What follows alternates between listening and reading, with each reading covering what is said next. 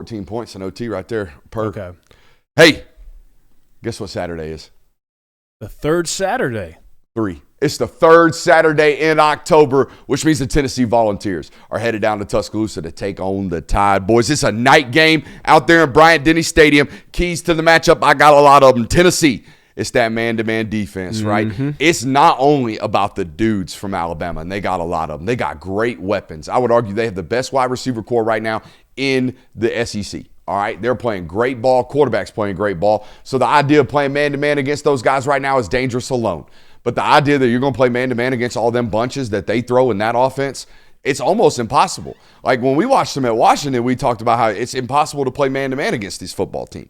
All right, the only team that has successfully stopped this passing attack when it is at its hummest, right? When it is humming at its highest rates. And right now, I believe it is. And during his last year at Washington, it was in the national title against Michigan. They changed coverage units and zone coverage so much the entire football game. That's not what Tennessee does. Tennessee's either lining up playing zone or lining up playing man-to-man pressure in the box. It is a dangerous thing for me in this football game. I'm paying attention to it for Tennessee defensively. Offensively for Alabama, it is about continuing to find balance, all right? Continuing to establish balance on this offensive side of the football, running it really, really well to close the football game against Missouri. Can you continue to do so in this football game? Keys to the game for me are Tennessee secondary. That's it. Yeah. You got to play really well this weekend against not only because of Ty Simpson, but because of the weapons that they have. Can't be giving it up in the passing game like you have been as of late and expect to walk out of a road trip with a win. And then on the flip side, Alabama has to survive the explosives that Tennessee's passing game creates because they're going to get them. It's inevitable. They proved it every single week that they're going to get you at some point in this game and probably multiple times. The keys to that are your defense has to survive. They may get it down to the 20-yard line in one play, but force them to a field goal or force them to turn it over on downs. You have to do those things if you're going to beat this team. In an effort to not sound like a broken record with Tennessee DB stopping this Alabama wide receiver core, I want to say winning the third and fourth downs are crucial. I feel like more so than ever, Ty Simpson, while he's a very, very good quarterback, he's the best in the nation at finding ways to turn third and longs, fourth and longs into conversions where it just guts you as an offense or defense. Doesn't that make him the best quarterback in college football? Sure, yeah. If he's, I'm just asking. I'm not saying you don't. Well, yeah, I'm just saying in football, I would argue that if you're the best in the most critical moments, you're the best. Yeah, no, absolutely, and I think that's if you're Tennessee, you have to hinder that to some degree because you can't let them go 5 for 5 to start the game on third down and march down the field. That will take so much air out of the defense. It's not even funny. So that's my key to matchup. X factor for me is Tennessee's run game. All right, and if you can run the football, you'll get one-on-ones for Brazzle, and you'll inevitably be explosive in the pass. But if you can consistently run the football and and keep your defense off the field, you'll be all right. But if you're not sustaining drives through running the football and getting into those 2nd and 2s, getting into those short yardage situations where you can be aggressive, you're not going to win this football game because you're not going to score enough points. My X factor is Tim Banks, the Tennessee defensive coordinator. Oh. Well, the kind of game plan that you throw at this Alabama offense is going to be crucial into whether or not you win or lose. They say they just can't play zone. I'm going to go figure it out today. Yeah, so I'm excited to watch it tomorrow. But, yeah, he's my X factor here. Stop smoking the Newports. It was actually the Lucy Breakers going down my gullet that was not sitting right on my throat right there. Oof. Yeah. My X factor for this game is Jermod McCoy. And it's solely on the basis of whether or not he plays. I know there were some rumblings ahead of the Arkansas game, like, hey, he might return here. Ended up not playing in that game. If he plays for Tennessee, one, how healthy is he? How much of Jermod McCoy is he? Because this was his coming out party last year. And how much can he affect the game? Because if you have a first-round corner on that defense, that might help things a lot. Ty Simpson and Joey Aguilar's invite to New York City in the Heisman ceremony stamped and delivered this weekend in an 80-plus total point performance in Tuscaloosa. You heard it here first, unless it doesn't happen. Somewhat say no.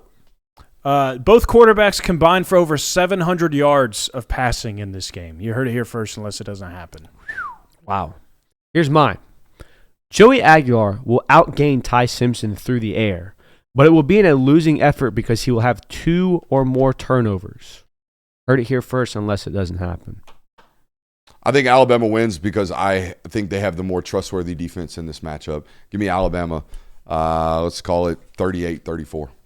Oh, wow. Lots of points. I've got Alabama somewhat rolling in this game. I think Alabama kind of wins it handily. I got Alabama 44, Tennessee 31. I have Alabama winning this game very similarly to how they beat Missouri, where they've got the game in control for the majority of the second half, and then you get a late push at the end. Give me Alabama 38, Tennessee 30. All right, let's hit these Super Chubs before we toss to the local hour. Brian Bennett says, best show out there. Bless you. I listen to Kirby Smart's press conference every week. You guys are the only ones who ask legitimate ball questions. Here's my question. Based on percentage, how many ball knowers would you say sit in that press room with you? Don't feel comfortable answering that question. I will answer this, though. Ain't a single one of them want to see me in a board drill. I'm going to tell you that right now. Maybe apart from Jeremy Johnson, that's because he's about 6'5", and I'm going to say 285 just to be generous. He big man. Yeah, all right, he big man. Play a lot of high school football at Athens, Clark County. Decent little matchup. I think I'd wipe the board with him, though. So I don't know about the ball knowledge, but I'm going to tell you right now, not a single one wants to see me in a board drill. Not a nail one. Not a one. Just like we don't have a single producer that watches Sunday shows. On to the next Super Chub. Flying Hawaiian, been a big-time Super Chub guy lately here on this network. As an Oregonian, did I say that right? As an Oregonian fan that had attended the Rose Bowl last year, I kind of like getting this L now so we have time to grind the tape and correct rather than what happened last year. Dante is going to have a mean rest of the year. I think what he's saying is maybe you got out of that Ohio State game alive last year and might have rested on your laurels the rest of the year. Now, pissed off and angry. Dan Lanning on a mission now? Dan Lanning, you know what I mean? Come on, man. Come on, dude. Toss him to the local hour, Jonathan. Oh, sneaky ditties tonight.